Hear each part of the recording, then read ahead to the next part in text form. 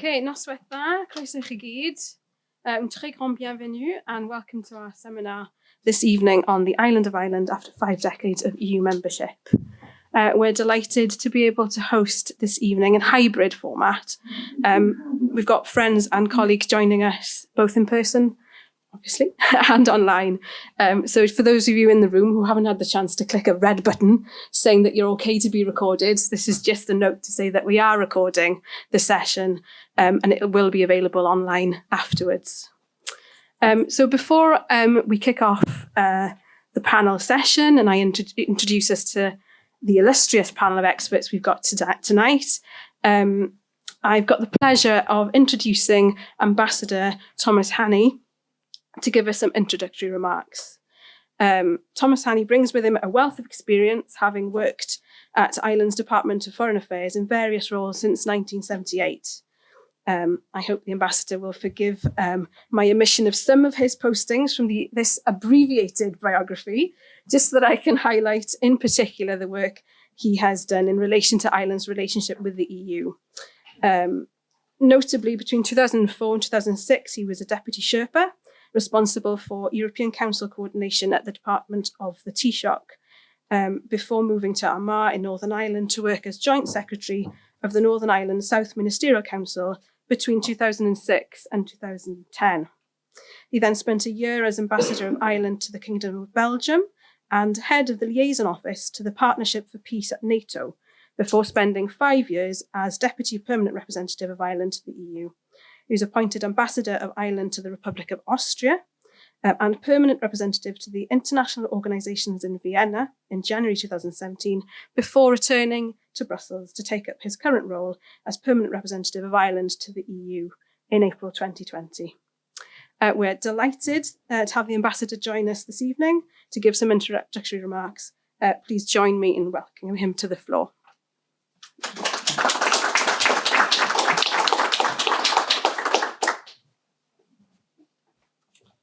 Thank you very much for that very kind introduction. I'm impressed even with my own CV at this point. I don't know, who is that person?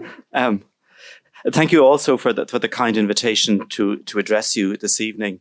I'm quite in awe of such a stellar collection of academics, and they're going to talk about Ireland and the EU over the last 50 years and the impact of one on the other. So I don't propose to go into that topic because you all know far more about it than I do. I'm particularly happy to welcome my old colleagues, Professor Dan Mulhall, here this evening. As you may have seen from his CV, Dan is a very, very distinguished Irish diplomat, having moved through some of the great capitals of the world and ending his career as ambassador to the United States.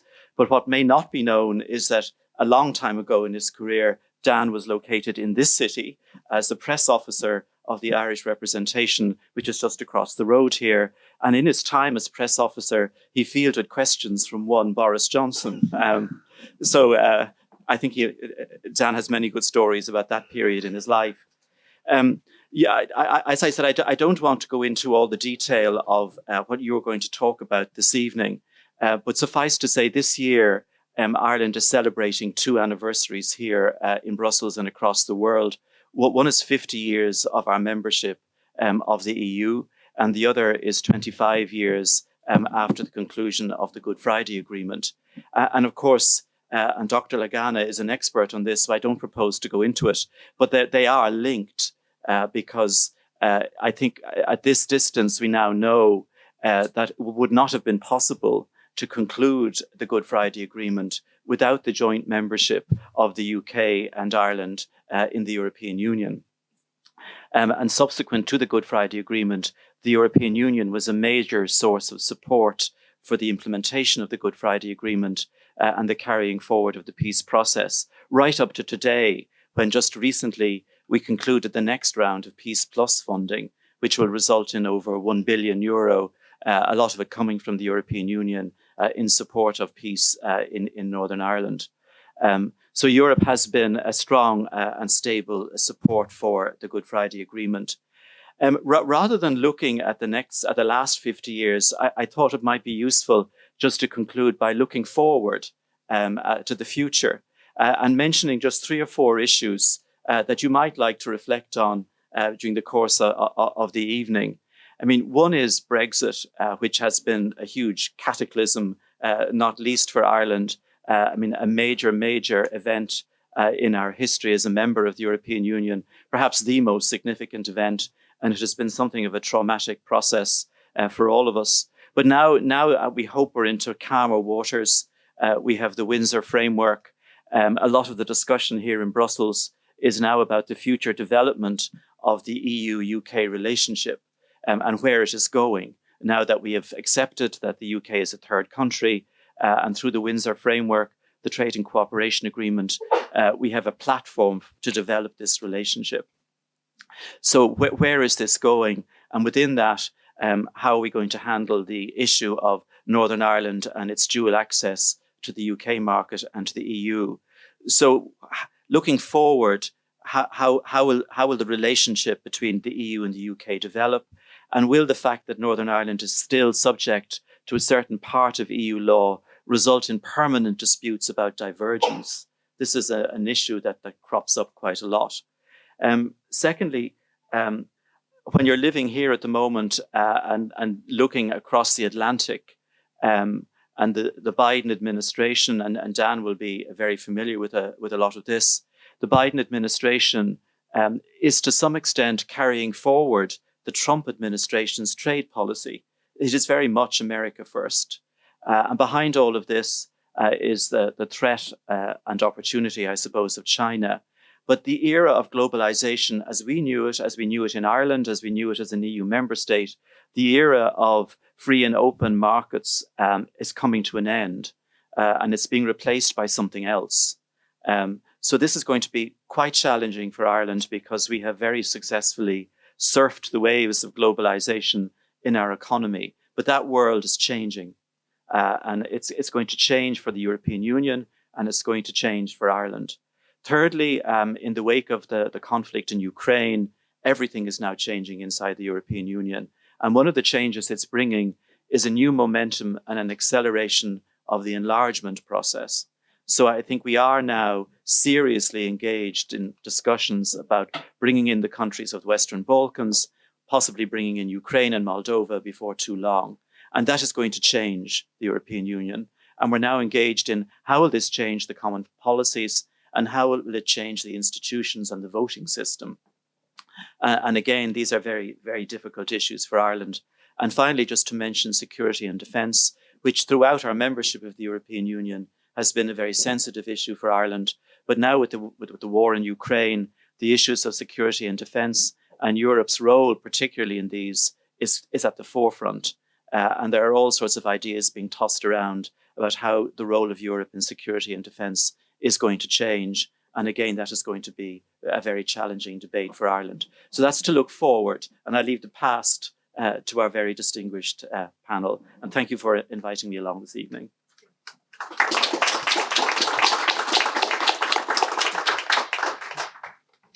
Wonderful. Thank you so much.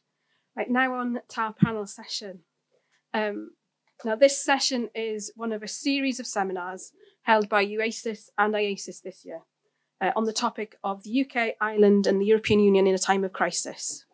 This initiative has brought together scholars from across the island of Ireland, the UK and beyond to consider and reflect on common crises, shared challenges and emerging opportunities for collaboration and cooperation. Relationships within and between Ireland, the UK and the EU have been fundamentally reshaped in recent years, as we've just heard, by a series of era-defining political upheavals. Brexit has catalysed economic, cultural, political and constitutional conflict, has recast British-Irish relations and recalibrated Europe's political geography. The aftershocks of the financial and Eurozone crises, populism and the undermining of the rule of law have contributed to continuing processes of political change and unrest across the EU. And since 2020, Europe has been both newly united and profoundly divided by a global pandemic. This seminar series seeks to examine and address these overlapping challenges that have confronted Europe in general and these islands in particular since 2016. The Irish Association for Contemporary European Studies brings together European studies scholars and practitioners from across the island of Ireland to foster collaboration, source funding, and disseminate scholarly research on European integration and membership of the EU. Whereas UACES, the University Association for Contemporary European Studies, is the global membership organisation for academics, students, and practitioners who are interested in all aspects of the European Union. And by bringing together these two associations, we seek to do so in the spirit of renewed solidarity and collaboration. The seminar series takes a deliberately interdisciplinary approach, seeking to expand what's meant by European studies and inviting contributions right across academia and beyond, on both sides of the Irish Sea and from across the EU. And that is, I think, reflected in the panel that we've got tonight. I also want to take this opportunity to thank Welsh Higher Education Brussels, which represents all Welsh universities and aims to promote higher education and research activities in Wales in their support for tonight's event. And so we're absolutely delighted this evening brings the series here to Brussels, to the heart of the European Quarter, to reflect on Ireland's relationship with the EU as we mark 50 years of Ireland's membership of the EU. Now let me introduce the panel. We've got Dr. Michael Holmes, who's an Associate Professor of Political Science at ESPOL, the European School of Political Science, Social Science in the Université Catholique de Lille.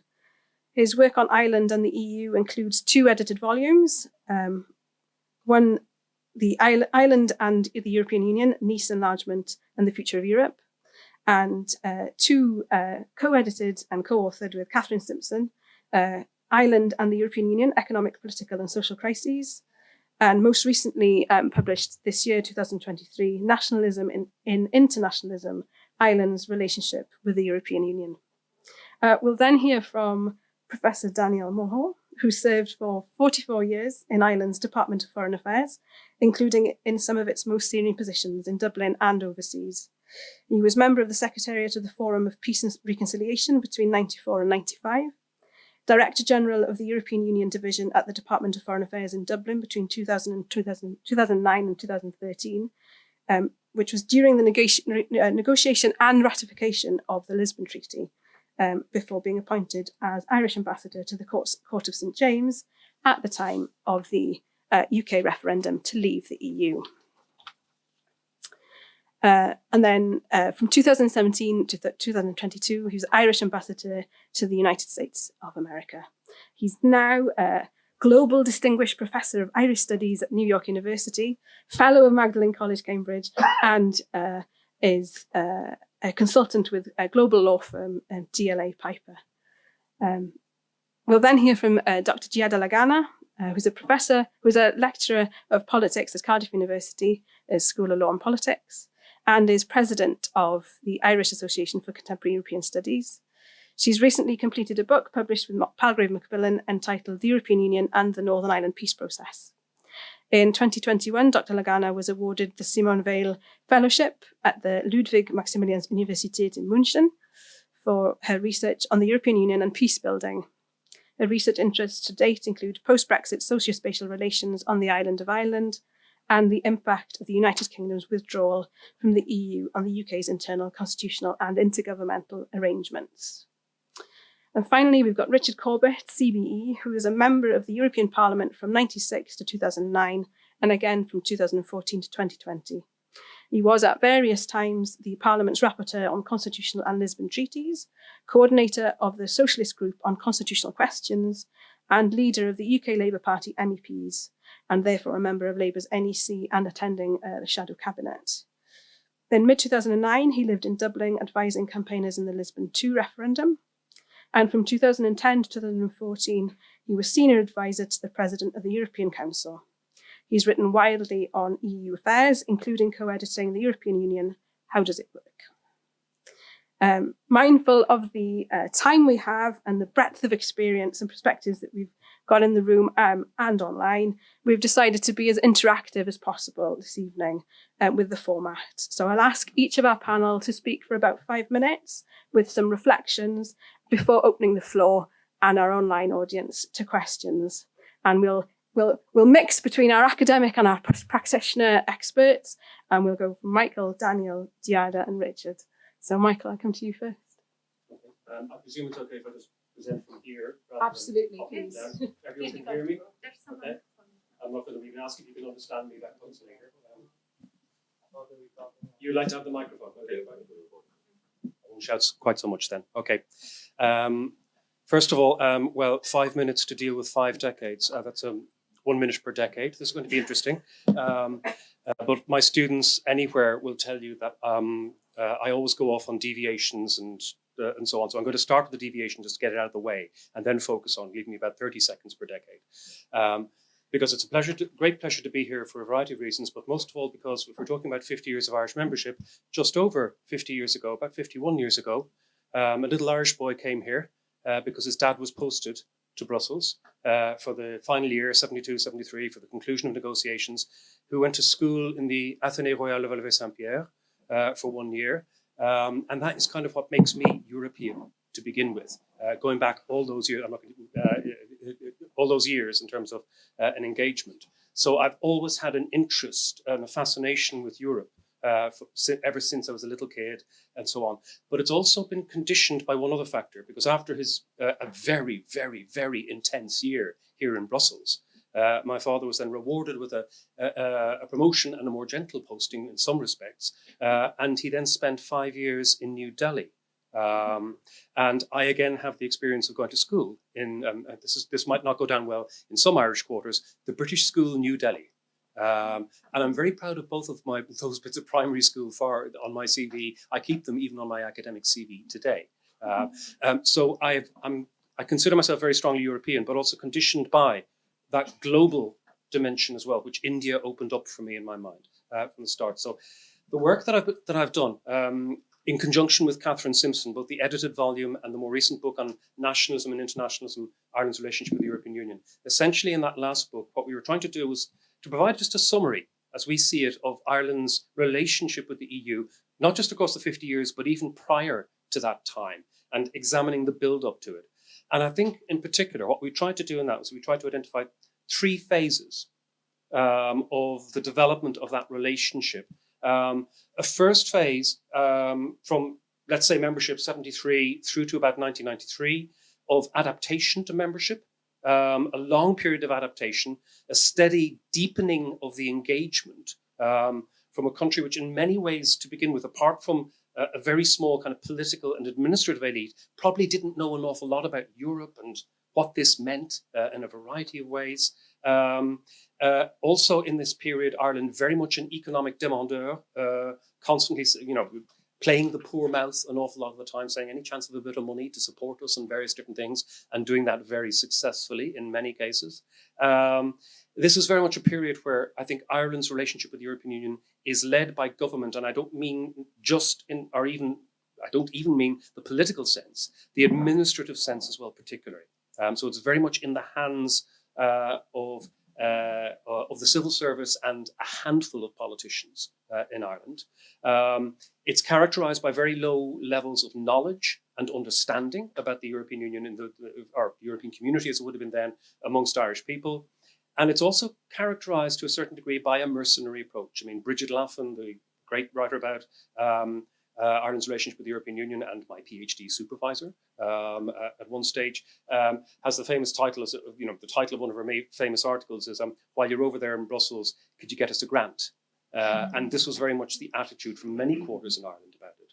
So that's the first phase, it's kind of slightly mercenary outlook. You then have a phase from about 94 through to 2008, the Celtic Tiger period of extraordinary growth and transformation, which I think is reflected by a globalization and a broadening of interests for Ireland.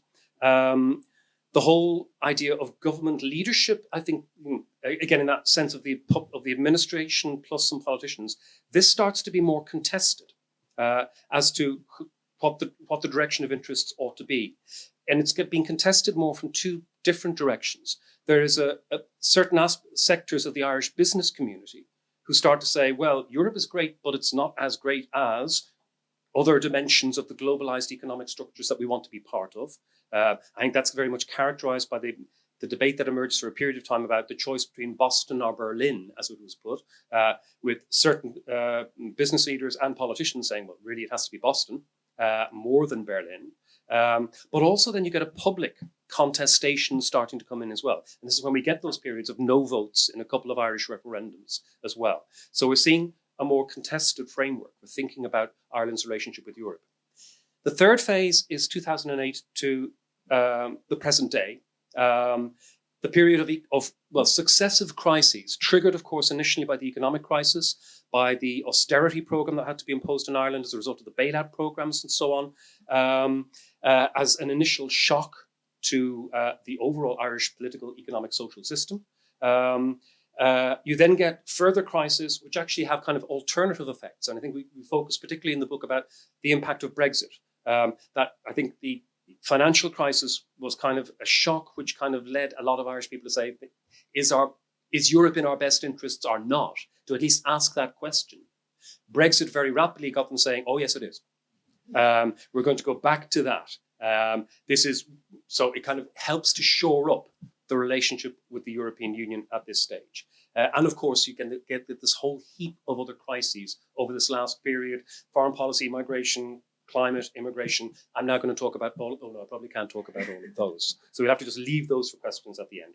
So I think Ireland, the phrase I've put down here, you're going to hate me for this one. It's on the horns of a trilemma about what it's facing at the moment. Between European integration, between one model of globalization, which is heavily driven by an economic idea about neoliberal markets, about the role of markets in general, and then an idea more about social globalization. The notion that there's more of a kind of a social, even cultural dimension to what is involved in globalization. It's not just about the economy. And I think, again, it's one of those classic situations. You can't have all three. You can maybe at best get two of those fitting together. And I think in the next few years, one of the challenges, not just for Ireland, but I think for many countries, is working out how you adapt to those kinds of set of challenges between European integration, one particular economic model of globalization, and then a broader idea of globalization as, if you like, a wider cultural social partnership with other countries, rather than just something that is economics led. So I'm looking forward to, in about 5 or 10 years, working on the next book to say how this works out. Thank you.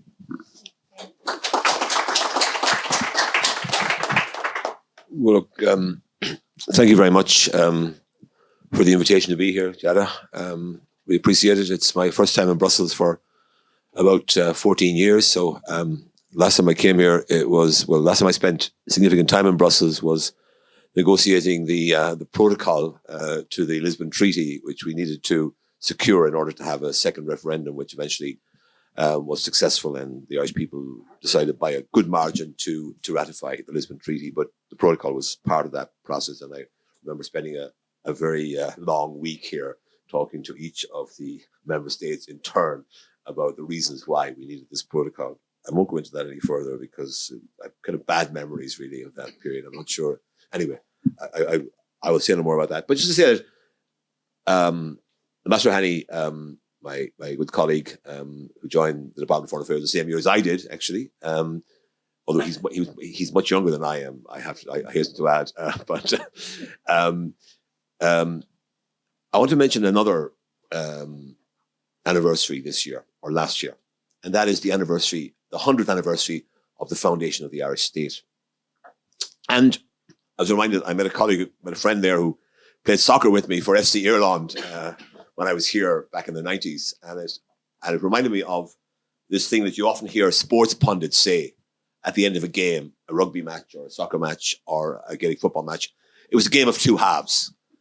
And in a way, the 100 years of Irish independence has been a game of two halves because, and of course, 1972 was half time in the 100 years. And that was the year when Ireland voted in a referendum to join the European Economic Community, now the European Union. And I have a strong sense that the second half has been a roaring success compared with the first half of our 100 years of independence, and that the European Union has not everything to do with that, but certainly has something important to do with that transformation of Ireland over the last 50 years.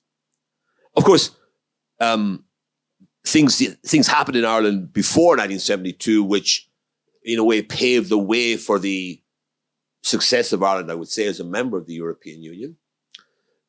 In the 1950s, we had the setting up of the state agencies, the IDA, what became Enterprise Ireland and Tourism Ireland, an effort to open Ireland up to the world and to try to connect more with the world, a country that had been a little bit cut off, if you like, from the mainstream in the preceding generation. We also, of course, finally joined the United Nations in 1955, which gave us a window on the world that we didn't have until then. So the circumstances of that first 30 years of Irish independence were difficult. You had a civil war in Ireland. You had the Great Depression of the 1930s. You had the Second World War. And then you had the post-war environment that we were not ideologically well placed to be part of because we felt inhibited from joining NATO, which would have had a particular effect on Ireland. But for reasons to do with our history and our experience, we passed on the idea of joining NATO. So I can remember the referendum in 1972. And at that time, the key fact that I can recall being debated was, if Britain is joining the EU, we have no alternative. And the story of the last 50 years really, for me, has been Ireland developing alternatives to its erstwhile very heavy dependence on the United Kingdom, economically and otherwise. And I think an important date in Ireland's membership the last 50 years was 1978. And that's when we decided to join the European monetary system. Now, looking back now, that may seem like a trivial development because, you know, compared with the euro and all of that, it was the precursor, but it was a much more modest venture. But I can remember being on duty that weekend and receiving a call from the delegation in Brussels to tell me to pass on to various people in Dublin the fact that we had decided to join the EMS. So 6 years after we became a member of the European Union, Ireland decided to break the link with sterling, which had existed for the preceding 55 years of our independent statehood. So that was a decision that I think set a pattern, and that whenever there was a choice to be made, whenever the road forked, Ireland decided to take the European fork in that road. I think we were fortunate in some of the developments that occurred in the 70s, 80s, and 90s, which helped us enormously. And one of those, which is not often talked about, is the enlargement of the EU in the 80s, when Greece, Spain, and Portugal came in. Because that meant that, having previously ploughed a lonely furrow, arguing the case for cohesion spending, we suddenly had a critical mass of influence to argue the case for increased structural funding. I was at the Edinburgh European Council in 1992 because I was press officer here at that time. And I remember that council very well because the structural funds were dramatically increased at that time. Well, the doubling is another matter, but I don't want to get into that because there's a long debate about whether or not they were doubled. But in any case, there was an enormous increase in funding. There was a doubling, but the reason it was doubled is because a 5-year framework turned into a 7-year one, and that resulted in a doubling of the funds. But anyway, it was still a huge boost for cohesion spending. And that was meant to prepare countries like Ireland for the rigors of the European single market. It turned out that Ireland was perhaps ideally placed to benefit from those rigors of the European single market. So we got the benefit of the single market, the access to markets all over Europe, the free flow of trade to all those countries. And at the same time, we got a significant input of funding from the European budget, which enabled us to move forward with our economic development. And I think primed Ireland for what became known as the Celtic Tiger economy. I think that another factor I want to mention is the manner in which the Irish Public Service stepped up its game dramatically to cope with the challenges of EU membership. When I first joined the service, I was put into what was then known as the Economic Division, which dealt with the European Union. And our job was to pester government departments to provide briefing for meetings taking place in Brussels, which ministers were attending.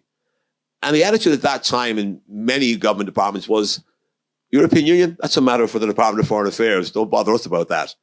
And I think the story of our membership over the last 50 years is the way in which we have learned to own a European identity, the public service, and I think also, to some extent, gradually, the people of Ireland at large. And by the way, I just challenge, just on one point, I would challenge what you said about Ireland's engagement with Europe. Even if you go back to the 1970s, if you talk to a farmer anywhere in Ireland, they knew the European Union inside out because they knew all about the common agricultural policy. And that was another gift to Ireland, that we happened to have an economy that was heavily dependent at that time on agriculture. And there happened to be a large country in the European Union called France that had as a primary goal to protect and defend the common agricultural policy. So Ireland was able, therefore, to tie its sail to that mast. And that enabled the common agricultural policy to transform rural Ireland over, in particular, the early decades of EU membership. So when I talk about European Union membership, there's one compelling statistic that I always refer to.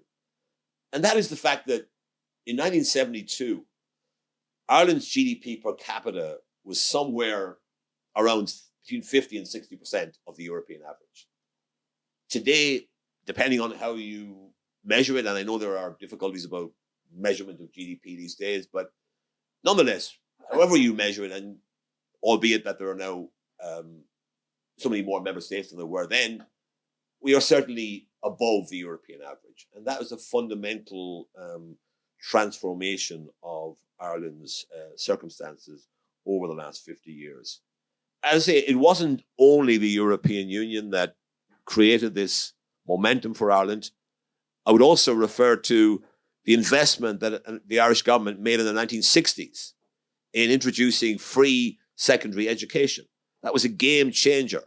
I was the first year of that new arrangement in Irish education, which meant that the number of people going to secondary school and finishing secondary school increased dramatically over a short period of time. And 5 years later, the numbers going to university also increased, and that trend has continued to this very day. So I would also point to the educational revolution alongside the European Union membership impact as together having helped to transform Ireland. I very much agree with my former colleague, Tom Hannay, about the fact that I said that the environment was difficult for Ireland in the 20s, 30s, 40s, and 50s, into the 60s, especially when we were blocked from membership of the European Union in the late 50s, early 60s. Then the environment improved greatly. As I said, the enlargement of Spain, Portugal, and Greece, the era of globalization, European single market, all these things were very positive from an Irish point of view. And I think the current environment, the one that you can see developing now into the future, is going to be a lot more challenging from an Irish point of view. But that's a story for people in 25 years or 50 years' time to analyze how that all went. But I would say that looking back over the period of my career, and I served for 44 years and 4 months of Ireland's 50 years of EU membership. And I do think that the transformation of Ireland's circumstances has been profound, and that EU membership and the way in which we embraced EU membership has been a key factor in that transformation. Thank you very much.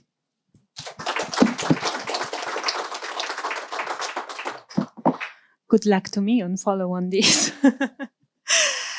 So just trying not to repeat anything that has already been said, and also as I'd say is represented by my profile and expertise.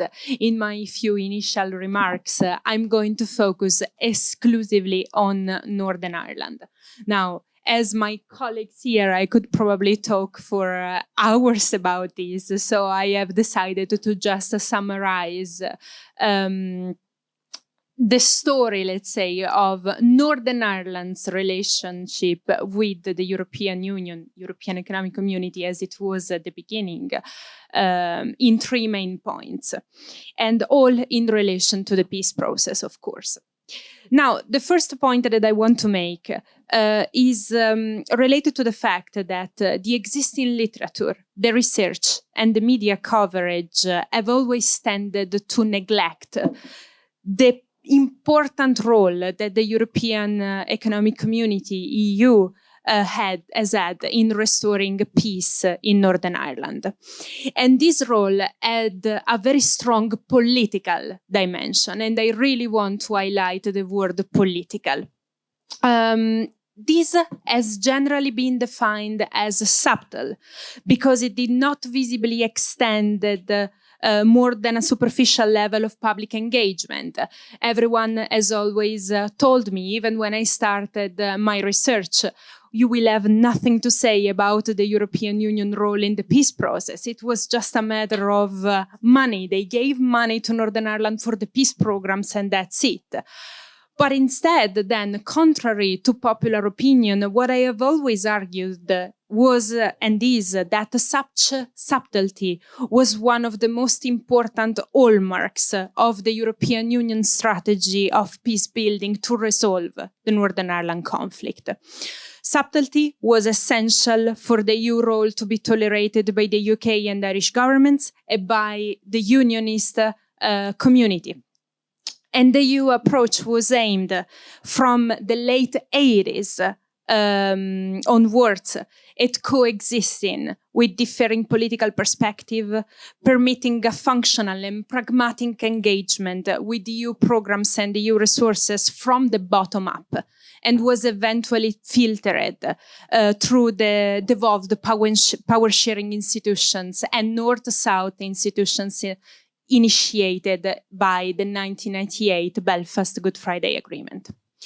The second point that I want to make is related to the efforts of involving the European Community, European Union in peace building in Northern Ireland, which doesn't originate in the policies of the European Commission, but in the activities of the European Parliament. And it specifically was instigated through the lobbying of Northern Ireland's members of the European Union, and in particular John Hume. And although the ECEU role in Northern Ireland was consistent with the founding ideals of European integration, it needed Hume, aided by sympathetic Irish government and international actors, to constant lobby and initiating a process of ECEU engagement. It was in this context that the European Union produced the very first interesting political analysis of the Northern Ireland conflict, the 1984 A-Group report, which was drawn up by the European Parliament Political Affairs Committee and named after its rapporteur, Niels Hagerup. And following the signing of the Anglo-Irish Agreement in 1985, the EU publicly pledged both economic and political support to resolve the Northern Ireland conflict. And the more the ECEU involved itself, the more even those actors wary of this, particularly unionist and British government officials, responded positively, even if only initially to maximize the economic benefits of this engagement. And I always like to really point out the importance of the 1984 A-Group report, because I think it was the second pillar of the EU strategy for peace building in Northern Ireland. It was a great exercise of historicizing the Northern Ireland conflict. And if one reads in detail that document can almost see the blueprint for peace building and what has become also some of the pillars, the 3 pillars of the Good Friday Agreement, all based on cooperation and coordination between the UK and Irish government over Northern Ireland affairs, with the cooperation and coordination of Northern Ireland actors and political parties, supported by a very strong efforts of bottom-up and societal peace building. It meant that the people of Northern Ireland needed to have a role and take ownership of their own peace process. And that was already published in a European Parliament report published in 1984.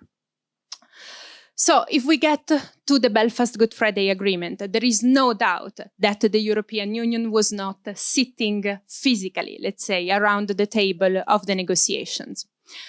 However, I would like, and I always use this quote from the former Irish Taoiseach Bertie Ahern, because I think really summarizes the point that I want to make much better. And in a recent interview, he said to me, and this is a quote, "I think the EU had a very helpful involvement in the form of direct financing to various peace work. Unionist politicians were never over-enthusiastic about it, but unionist community groups and civil society organizations were. So politicians had to go along.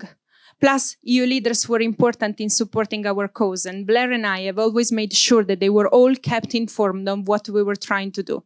So in the context of the detail, the European Union was not involved. But in the context of how we could agree on this and how we could make it work, yes, they were involved." So the European Union worked through the high politics of the new institutional framework initiated in 1998, supporting civil society organizations in their work to build peace from below and improving cross-border relationships.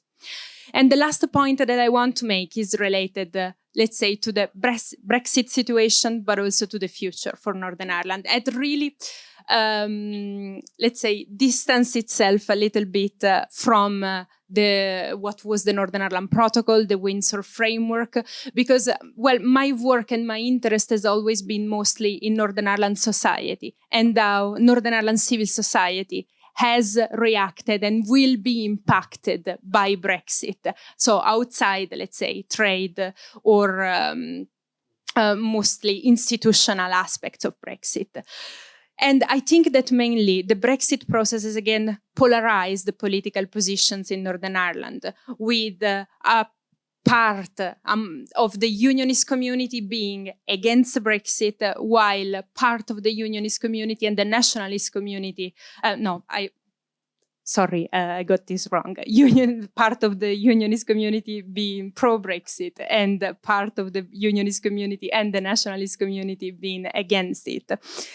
And unionist community groups in particular are under a considerable amount of pressure currently to draw back from the cross-border and peace-building community contacts that were at the heart of the EU peace-building strategies, and in particular of the EU peace programs, which I would like to recall is the only EU financial program that has survived the challenge of Brexit.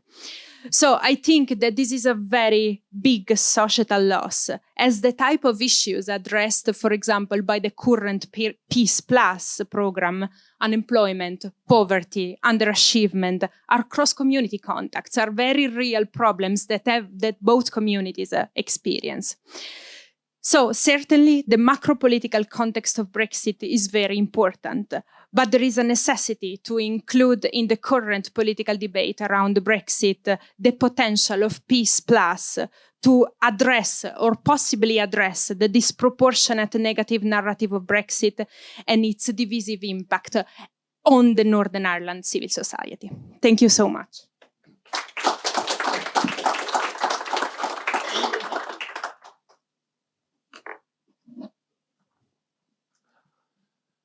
Thank you. When I was asked to join this panel, I was initially slightly surprised as a Brit to be asked to join this panel.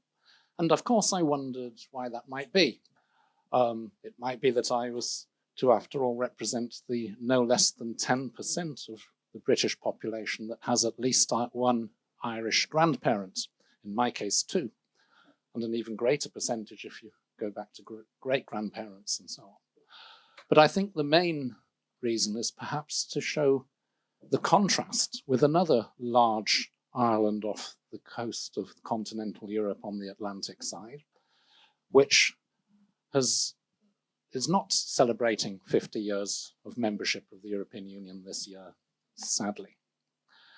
And I think one of the most striking aspects of that contrast is that Ireland embraced membership and sought to take advantage of membership in many ways that British politicians and political leaders failed to do.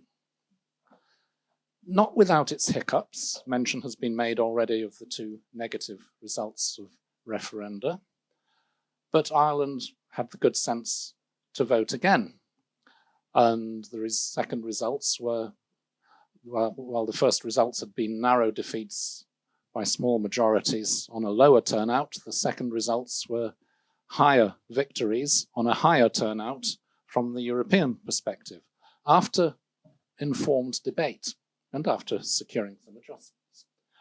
Britain, of course, was not allowed to vote again, even when public opinion was showing that a majority would have wished to have a vote on the final outcome of the Brexit negotiations, and that was denied to the British people. Ireland, of course, there was not just hiccups, there was also learning as you went along. You mentioned the forks in the road.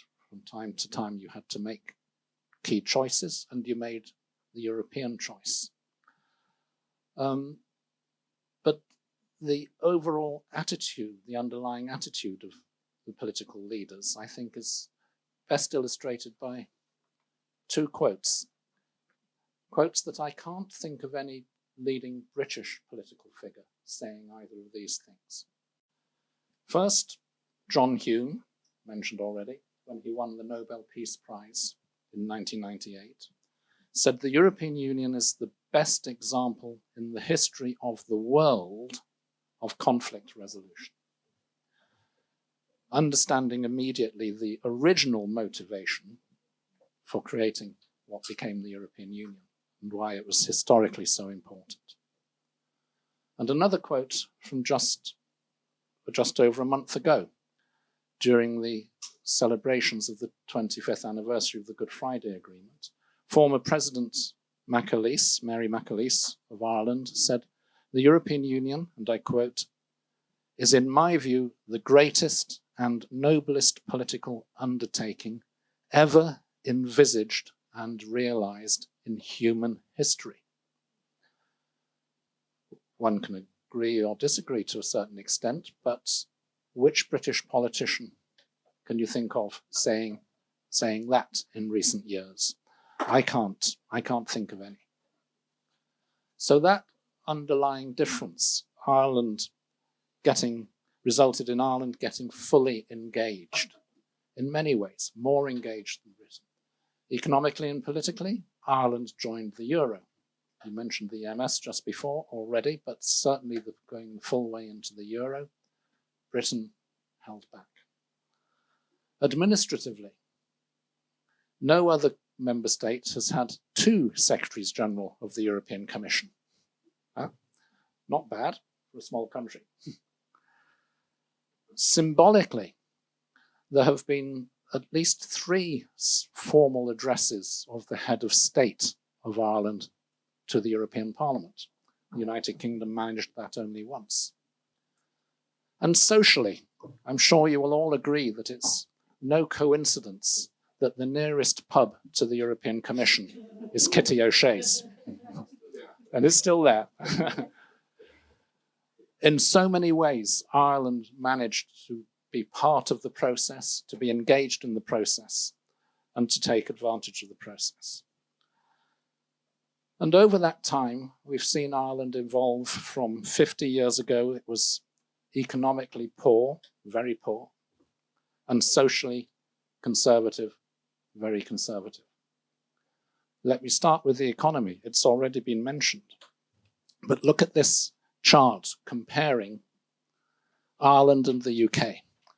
Ireland is in green, appropriately enough. but its GDP per capita over that 50-year period. You'll see Ireland, of course, at the beginning lagged behind the UK.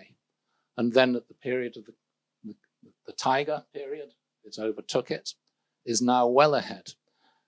Interestingly, the crossover years are around the same time that Ireland joined the Euro and the UK didn't. But it's a stark contrast. Of course, it's not all because of EU membership. As you mentioned, Ireland's own internal efforts were fundamental. The investment it's achieved from the USA has been, from American companies, has been very significant. Riding, as you put it, the crest of the wave of international trade and globalization. But the EU certainly played a role. You mentioned the Common Agricultural Policy. Structural funding was up to 4% of Ireland's GDP at crucial moments. And simply participating in the world's largest market and making a success of it. And in other ways, seizing other opportunities. Erasmus, Irish students seizing those opportunities. All that helped create the Ireland that we know of today. And socially, I mentioned the old social conservatism, but a leading British journalist who was in Ireland, Northern Ireland and then in Ireland to cover the 25th anniversary last month and followed Joe Biden's trip around the Republic afterwards. Coming from Britain, was struck, he said, at the contrast with Britain. He said, Ireland is a confident, vibrant country at ease with itself, in complete contrast to the situation as we currently know it in the United Kingdom. That journalist, now a journalist, was no less a figure than Alistair Campbell, who had been Tony Blair's press officer, with his intimate knowledge of British and Irish history. The UK is in anything but that situation. The contrast now is Ireland is trusted on the international scene as a reliable partner, not just in Europe. The United Kingdom is not. Ireland is respected. The United Kingdom somewhat less so. Ireland is confident. The UK is in turmoil, politically and economically. Things can change, of course. I'm confident that next year we will have a new government in Britain that will be trying to rebuild bridges, will try and fix some of the damage that has happened over the last few years. Things could also go awry in Ireland, of course. Politics has its ups and downs. Economics has its ups and downs. But the divergence in these two trajectories has been striking. And I'm sure that, well, I know that according to current opinion polls in Britain, a majority of the British public, a growing majority of the British public, would say that Ireland's trajectory of remaining in the European Union was the right one, and becoming properly engaged in the European Union was the right one. Thank you.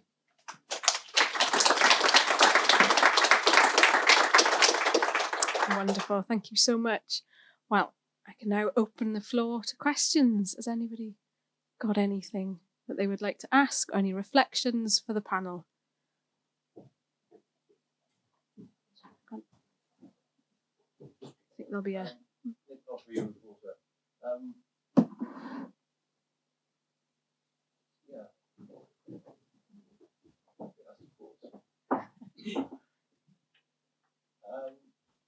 There was that discussion we marked on both from Ireland joining EMS and then Ireland joining the Euro, and now quite that it was actually at the end of in the EMS but not yet in the Euro period that Ireland's economy finally surpassed Britain, which is perhaps a rather British way of looking at Ireland's economy taking off. I remember when someone who'd worked in the Department of Finance in Dublin before he retired saying the thing about joining the Euro, it meant we could start borrowing in our own money again. How big a risk was it to separate from sterling without becoming a part of another currency like the Euro? And nevertheless, because obviously it did give you some control over your own exchange rate, how important was that towards your economic advance? Let me just say that I remember having a conversation with a senior official from the Irish Central Bank some years ago, around the time we joined the euro. And this person said to me that before we joined the euro, when the interest rate was changed by the Bank of England, we would get a call 10 minutes later to say, by the way, just let you know that your interest rate has now gone up or down or whatever. The same would happen when it came to a revaluation or a devaluation of the currency. So the fact is that Ireland had no control whatsoever over its monetary policy. Its monetary policy was simply taken from, and of course, British interests and British economic circumstances were very different from Ireland. So it didn't always make sense necessarily for a British monetary decision to also have to be reflected in Ireland.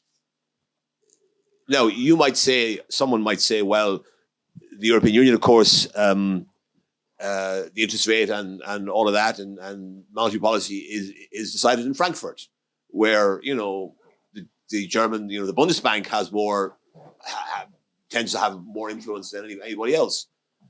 Well, that may be true, but there is now an Irish central bank governor around the table. There are senior Irish people throughout the ECB in Frankfurt.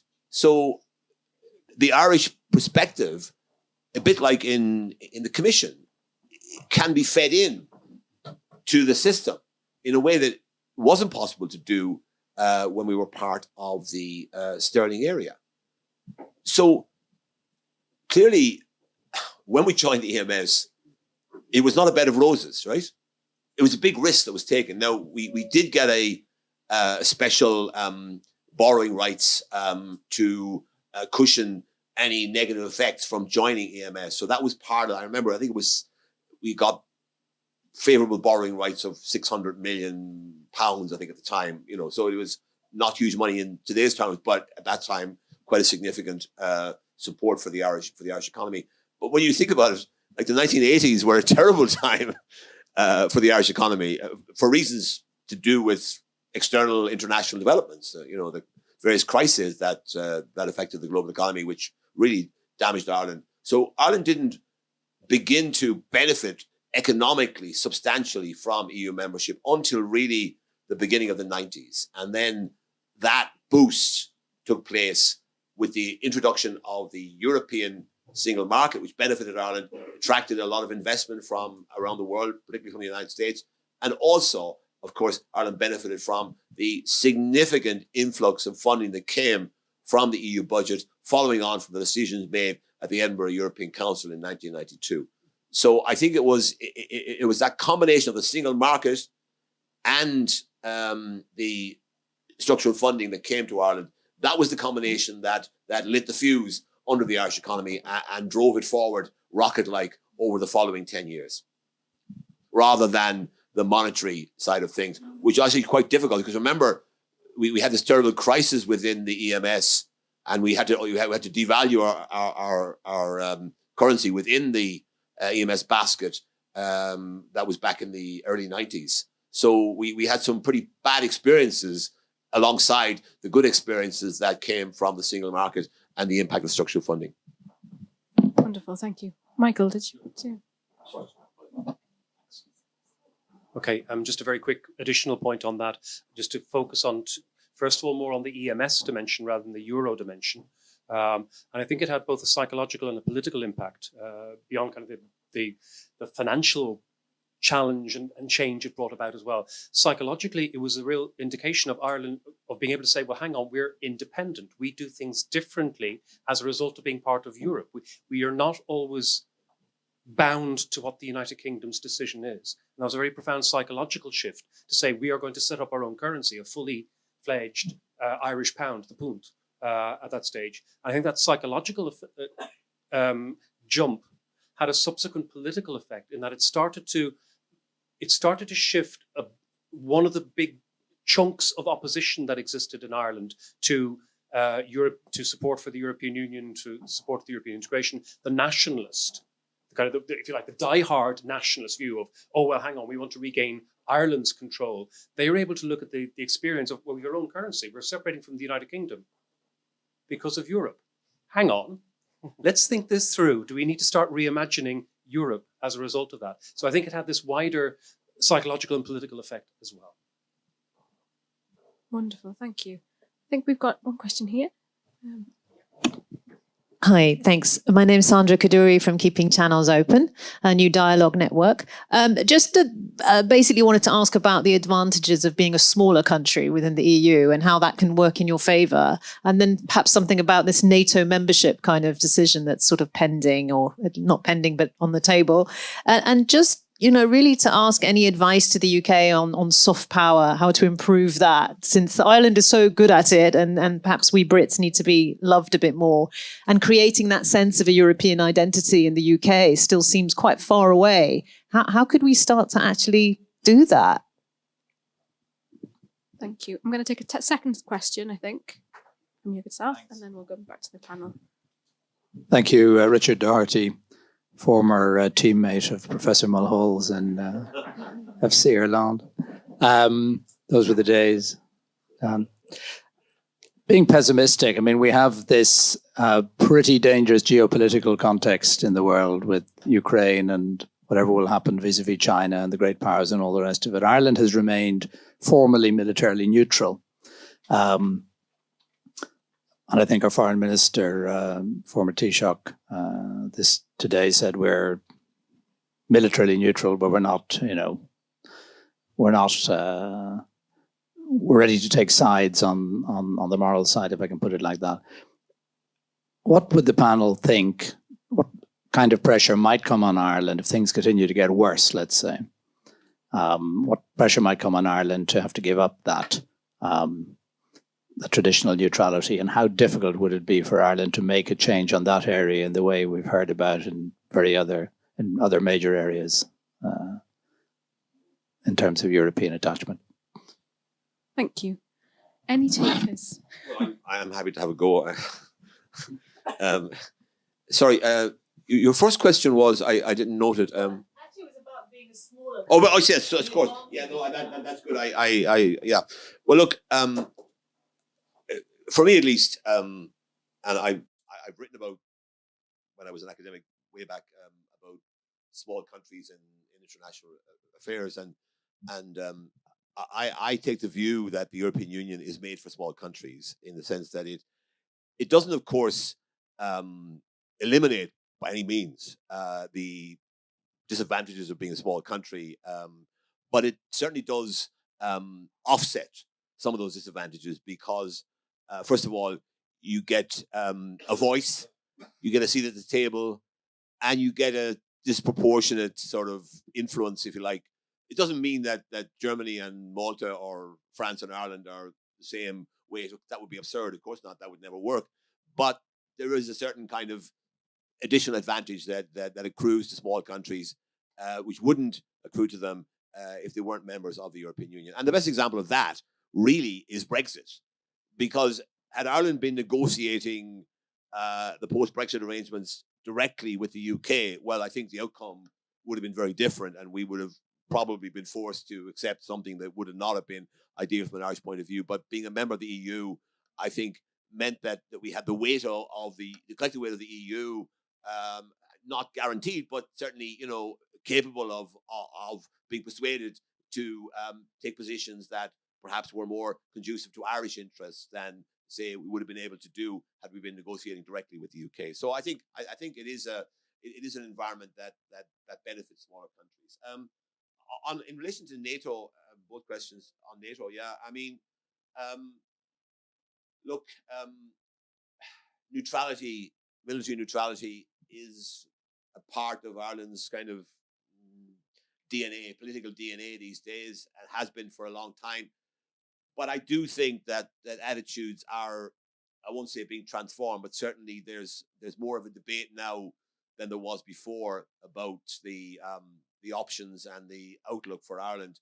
And of course, the big dilemma for Ireland will come if the European Union decides to move further down the path of more security and defence profile, and if being a first division member of the EU requires you to be part of some European defence entity of the future, then that does pose a very big dilemma for Ireland, given the affection that Irish people have for the traditional policy of military neutrality. So I do think that there is a looming issue there. And that issue, I think, will come to the fore, in particular, should a second Trump presidency, for example, loom as a likely or as a genuine possibility or as a strong possibility.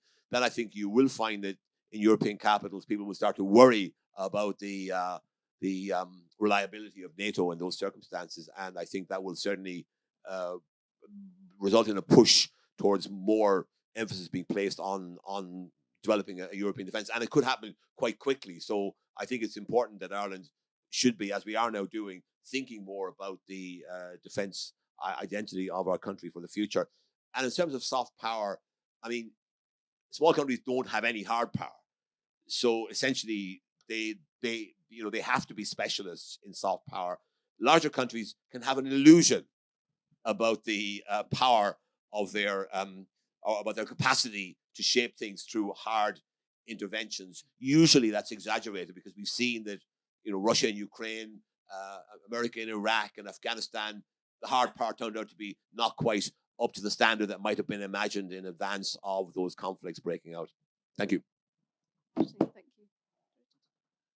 Just very quickly on the point of small and large countries, I was once in a gathering of about this size, and one of the speakers said something not very complimentary about smaller member states, and then looked alarmed around the room and said, "Oh, is there anybody here from one of the smaller member states?" And 2 hands went up from the ambassadors of France and Germany. And one of them said, "We are all small states. The only difference is between those who understand that they are small and those who still have delusions of grandeur." The speaker, by the way, was British. Thank you. Giada. So I'll just be very quickly on addressing 2 of the points that the audience has made.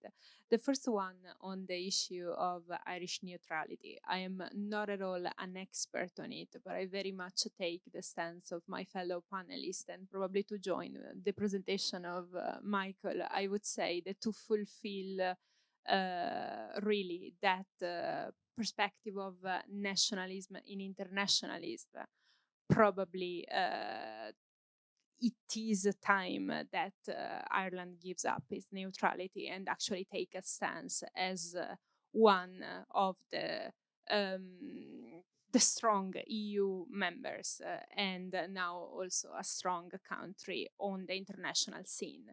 So probably it's a 4th or 5th phase on your book. Something to talk about in the next one.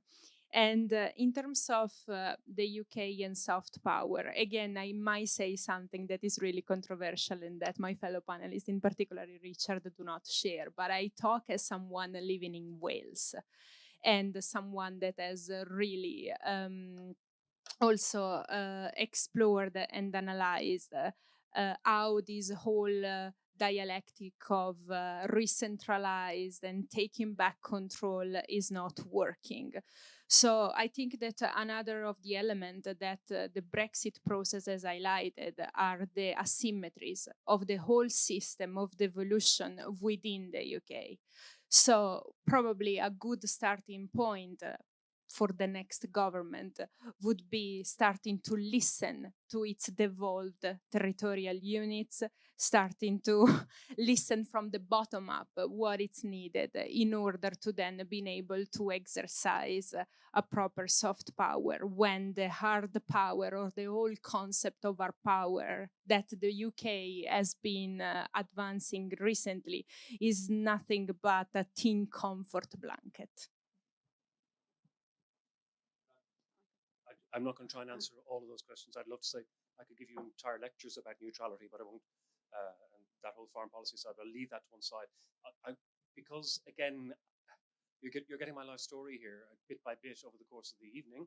I spent before I moved to Lille and started teaching in France, or in the university there, I had 20 years based in Liverpool Hope University in the UK.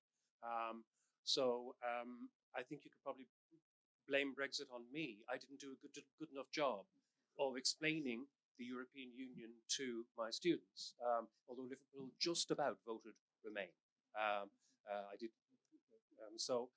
But I think on the north side, up around Bootle, that gets rough.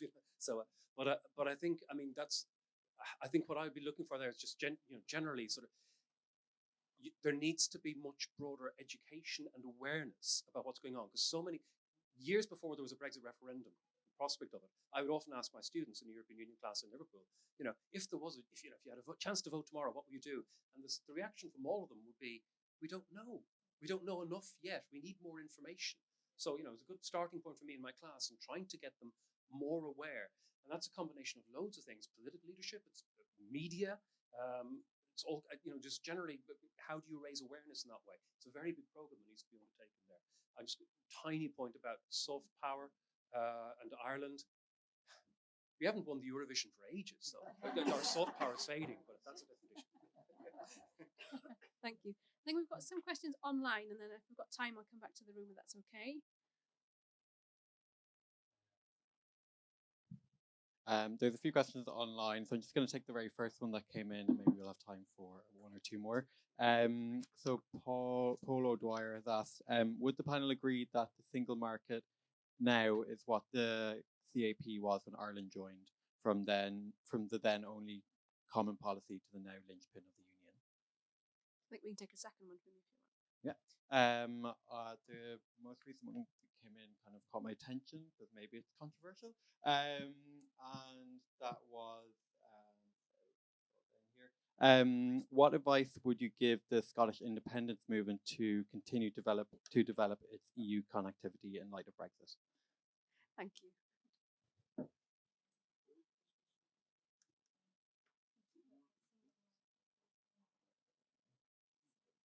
All right. Go ahead. Maybe I'll jump in straight away for Paul O'Dwyer's question. Was that the name? It's kind of the single market, the new version of the CAP as kind of the really important thing for Ireland within the European Union and so on, if I got the idea right. But it's becoming much more important as the Irish economy has changed. I'd actually like to see a proper single market, because Ireland, of course, again, is this tension between the European and that economic globalization that I talked about, because of course Ireland is busy there sort of saying it's a single market where we've got the same rules, except for corporation tax.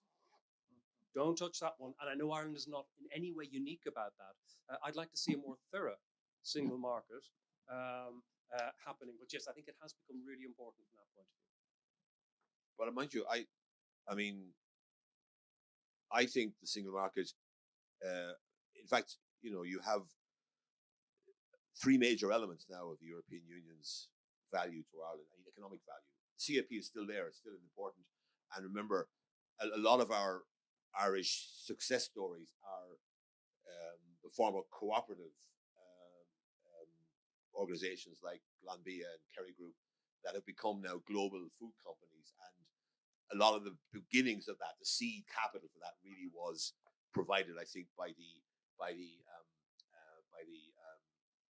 payments that they received from the Common Agricultural Policy, which enabled those companies to build and become, like 10 billion or thereabout euro turnover companies these days, and with operations all over the world. The second thing is obviously cohesion funding was important. It's no longer, we're now net contributors.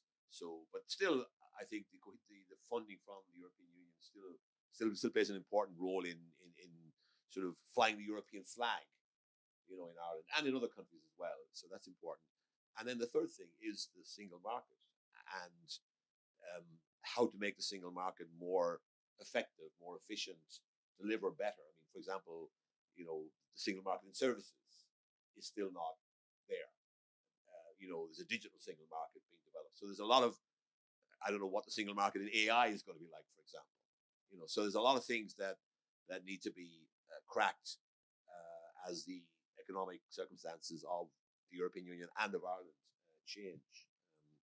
But just to echo a point that you made about when I was in Germany, I heard Chancellor Merkel speak many, many times, long speeches. She always emphasized the fact that Germany, with 80 million people, is a small country, and we have to, band together with our European allies, European partners, in order to be able to set the terms of global economic partnerships. I never heard a British politician make that comment. Right? You know, so there was always this kind of assumption in Britain that Britain could go alone, could do it alone, whereas even the Germans, a bigger economy, more powerful in many ways, but understood the limits even of a country of Germany's size.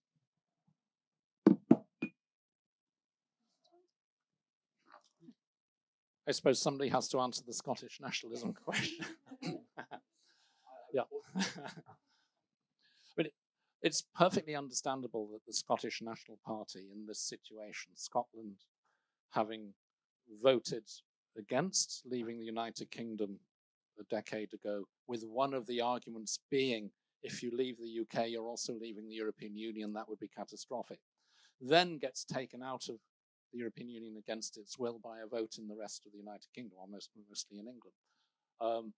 Of course they're going to play that card. It's understandable. And you can understand that its appeal. But it's not without problems. If Scotland were to become independent from the United Kingdom, separate from England essentially, that border becomes a problem with some of the same issues, not quite the same, but similar issues to the Northern Ireland border. Most Scottish trade, if you will, most economic relationships are with the rest of Britain, not to mention long-standing historic ties, etc. It's not so easy, but it's perfectly understandable that if you support Scottish independence, you would make that argument. Thank you. I'm going to give the final word to Giada. No? Oh, no. Sorry. Right. Well, yes, I'm going to ask that question to be kind of done over drinks, if that's okay, because we are running out of time. I want to thank our panellists today for their reflections, and to you all for coming, and thank you to our online audience as well for their attention. I invite those of you here in the room to stay for some drinks, and you to join me in a round of applause for our panellists.